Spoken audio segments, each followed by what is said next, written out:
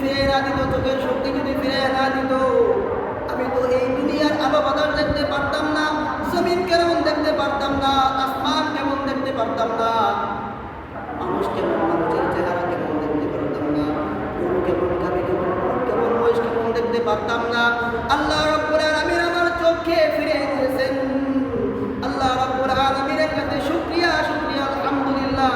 তোমার যত খুশি, তোমার যদি করা যায়, এই গরুতে খাবার আছে, যত গরু আছে সমস্ত গরু তুমি নিয়ে যাও, আমি তোমাকে কোনো বাধা করব না। তো অন্ধ ব্যক্তি আল্লাহ তাআলার প্রশংসা করছেন, শুকরিয়া আদায় করার কারণে আল্লাহ রাব্বুল আলামিন ফেরেশতাকে বললেন, ও আমার ফেরেশতা, তুমি তো দেখলানি। আল্লাহর ফেরেশতা বলে, হ্যাঁ আল্লাহ দেখলাম, তো সে তো শুকরিয়া আদায় করছে, তো তার ব্যাপারে ফয়সালা কি করবা?